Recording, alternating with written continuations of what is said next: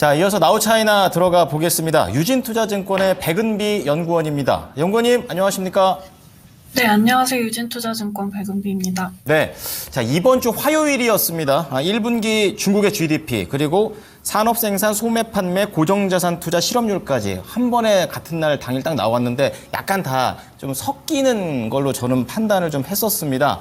관련해서 어떠한 부분들로 보셨는지, 그리고 오늘 한 줄 평 부탁드리겠습니다. 네, 일단 중국 1분기 GDP 성장률 5.3%로 시장 컨센서스 크게 상회했습니다. 정부의 부양정책 효과가 일부 나타나면서 이제 첨단 제조업이랑 인프라 투자가 좀 강세를 보이면서 경제 성장을 전체적으로 견인하는 모습이었고요. 1분기 성장률은 이제 양호한 시작을 알리긴 했지만 3월 달에 이제 주요 경제 지표가 1, 2월 대비 좀 둔화를 하면서 여전히 불안정한 모습을 좀 지속을 하는 모습이었습니다. 1월에서 3월 고정자산 투자 증가율이 4.5%로 컨센서스 상회한 것을 제외하면 생산이나 소비 투자, 부동산 투자는 각각 4.5%, 3.1%, 마이너스 9.2%로 전월 대비 둔화하거나 낙폭을 키웠습니다. 기저 효과도 있었고, 이제 2월달 이제 춘절 효과가 이제 소멸이 되면서 그런 영향도 있었겠지만, 사실 3월달은 제조업 PMI가 그 기준선을 넘어선 것을 제외하면 대부분의 지표가 공통적으로 좀 수요 회복이 견조하지 못함을 좀 나타내고 있다라는 점에 주목할 필요가 있을 것 같습니다. 그리고 디플레 압력도 좀 지속이 되고 있는 상황인데요. 3월달 전국 조사 실업률이 5.2%로 전월 대비 0.1%포인트 하락하긴 했지만 1분기 1인당 가처분 소득 증가율도 6.2%로 작년 4분기 대비해서 0.1%포인트 하락했습니다. 경기 지표보다 앞서 발표된 물가도 이제 3월 CPI가 0.1%로 2개월 연속 상승세 기록했지만 전월에 0.7%보다는 큰 폭으로 하락을 했고요. PPI 같은 경우는 마이너스 2.8%로 전월에 2.7%에서 하락폭 키웠습니다. 수요 부진은 이제 유동성 지표에서도 나타났는데요. 3월 달에 이제 M2가 8.3%, 그리고 사회융자 총량 증가율이 8.7%로 전월 대비 둔화를 했고요. 가계와 기업의 신규 단기, 중장기 대출 모두 전년 동기 대비 감소했습니다. 3월 들어서 이제 디플레 압력이 좀 확대가 되고 있긴 하지만 이제 4월 달, 5월 달 이제 청명절이나 노동절이나 단오절 등 이제 소비 지출이 좀 증가할 수 있는 가능성이 있는 연휴가 있기 때문에 뭔가 본격적인 지준율이나 금리 인하는 3분기에 좀 진행될 가능성이 있다라고 보고 있습니다. 그래서 전체적으로 봤을 때 1분기에 이제 경제가 서프라이즈를 기록을 했기 때문에 전반적으로 이제 올해 5% 안팎의 경제 성장 목표를 달성하는 데에는 부담이 좀 줄어들고 있는 것은 맞지만 3분기 들어서 다시 경기가 둔화되는 모습이기 때문에 경기 부양 자체는 지속하겠지만 경기 부양 강도를 또 그렇게 세게 바꾸기도 좀 쉽지 않은 상황이다. 이렇게 볼 수 있을 것 같습니다. 네. 자, 헷갈렸거든요. 이제 발표됐던 중국의 경제 지표 전부 다 해석을 좀 해주셨고, 아직까지는 확실하게 좋아졌다. 이렇게 판단하기엔 좀 그런 것 같습니다. 부양 강도 역시 조절이 지금처럼 계속 이어질 것이다. 라고 전망을 해주셨어요. 자, 이어서 좀 이슈 넘어가 볼 텐데요. 오늘의 이슈의 키워드는 아무래도 관계로 잡으신 것 같습니다. 중국과 미국, 중국과 유럽 이렇게 되겠는데 우선 미국과의 관계부터 들어보겠습니다. 네, 미국 이제 17일 날 미국 조 바이든 대통령이 중국산 철강 및 알루미늄 제품에 대한 관세를 3배 인상할 것을 검토를 하라고 이제 미국 무역 대표부에 지시를 했습니다. 현재 중국산 철강과 알루미늄 제품의 평균 관세는 7.5%인데요. 바이든 대통령의 권고 세율은 25%입니다. 트럼프에 이어서 바이든도 이제 관세로 중국과의 무역 전쟁을 다시 시작을 한 것인데요. 이 외에도 이제 무역 대표부 같은 경우는 중국산 전기차나 배터리, 태양광 등 다른 제품에 대한 관세를 인상하는 방안도 검토 중이라고 합니다.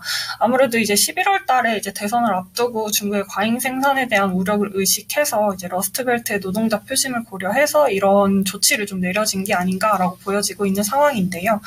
다만 이제 철강 및 알루미늄 제품에 대한 관세 인상에 대한 중국의 영향력은 그렇게 크지 않을 것으로 보고 있습니다. 중국의 철강 및 알루미늄 수출 중에서 미국으로 나가는 비중이 각각 1%, 4% 수준으로 굉장히 적은데요. 그래도 중국의 수출이 영향을 조금이라도 받는다고 한다면 한국으로의 반사 이익도 기대하고 있는 것 같은데 이것도 조금 제한적이지 않을까라고 저는 보고 있습니다. 일단 한국 같은 경우는 알루미늄 재료는 좀 잘 안 하고 있고 철강제 같은 경우는 이제 쿼터를 받아서 수출을 하고 있기 때문에 중국에 대한 관세를 인상하는 것보다는 이 쿼터 제한이 풀렸을 때 좀 더 늘어날 가능성이 있다고 보고 있습니다. 그리고 두 번째 같은 경우는 이제 EU랑 중국의 관계인데요. EU도 이제 미국과 같이 중국산 전기차랑 태양광 패널의 과잉 생산을 지적을 하면서 반보조금 조사에 착수를 했습니다. 사실 약 10년 전까지만 하더라도 EU가 이제 태양광 패널 시장에서 우위를 점하고 있긴 했었는데 중국의 이 저가 물량 공세 때문에 현재는 중국제에 좀 잠식이 되어 있는 상황이고요. 또 최근에 이제 중국산 전기차도 저가 시장에서 좀 경쟁력을 보이면서 커나가고 있는 상황입니다. 이에 중국은 이제 전기차나 2차전지 태양광 제품을 수출을 해서 글로벌 공급망 자체를 좀 자기네들이 풍부하게 했고 세계 인플레이션 압력을 완화를 했을 뿐만 아니라 이런 탄소 중립 관련해서도 큰 공헌을 하고 있다라고 좀 반박을 했는데요. 다만 EU와 중국 간의 관계는 이 11월에 있을 미국의 대선이 좀 변수가 될 것 같습니다. 최근에 이제 미국의 인플레가 생각보다 더디게 떨어지고 있는 상황에서 이 중동 전쟁 리스크로 바이든의 재선 가능성보다 이 트럼프 전 대통령의 재선 가능성이 높아지고 있는데요. 트럼프 전 대통령 같은 경우는 이제 미국의 우선주의를 좀 더 강하게 내세우면서 이제 동맹국에 대한 무역 보복도 개의치 않기 때문에 이 경기 회복이 좀 부진하고 있다라는 문제에 직면한 이유로서는 좀 부담이 커지고 있는 상황인 것 같습니다. 이 때문에 이제 독일을 포함한 일부 유럽 국가에서 다시 중국과 타협이나 협력할 가능성이 높아지고 있고요. 대표적으로는 독일이 있는 것 같습니다. 중국에서도 이 무역 전쟁에 대비해서 유럽 거점 확보에 나선 상황이기 때문에 EU 간의 중국 관계는 조금 더 끈끈해질 가능성이 높아지고 있는 게 아닌가라고 생각이 됩니다. 네. 앞서 이슈 플로우에서 다뤘던 미중 갈등, 이런 갈등에 대한 이슈를 중국에 미칠 실질적 영향력 측면에서 추가 해석을 들어보니까 좀 명확하게 와닿는 것 같습니다. 자, 그렇다면, 지난주에도 말씀해 주셨던 게 신용등급이나 이런 것보다는 경기 지표에 좀 집중하자라고 말씀을 강조해 주셨었는데요. 이번 주에 예정되어 있는, 또 앞으로 예정되어 있는 경제 지표들 어떤 것들이 있을까요? 네, 우선 27일 날 공업기업 이익지표가 발표가 됩니다. 1, 2월 달 이익 같은 경우는 10.2% 증가하면서 플러스 전환한 가운데 중국의 수요 회복이 여전히 고르지 못하다라는 점이 지금 앞에서도 말씀을 드렸기 때문에 또 PPI가 3월 들어 낙폭을 확대했고 이런 부분들이 기업들의 이익 회복의 그 탄력성을 좀 떨어뜨릴 가능성이 있다라고 보고 있습니다. 그리고 30일에는 제조업 제조업 PMI가 발표가 되는데요. 3월 제조업 PMI는 50.8%로 개선되는 모습이었습니다. 다만 이제 앞에서 말씀드린 것처럼 여러 지표들이 지금 수요 부진을 나타내고 있고 3월 수출도 마이너스 7.5%로 그 3월 달에 제조업 PMI를 이끌었던 견인했던 지표들이 이제 수출의 개선이었는데 이 부분도 지금 약화가 되고 있는 상황이기 때문에 경기 확장 국면에서도 4월에 이제 지속을 하는지 좀 지켜볼 필요가 있겠습니다. 네. 자, 관련된 지표들 잘 참고해 보겠습니다. 감사합니다. 네, 감사합니다. 네, 지금까지 나우 차이나였습니다.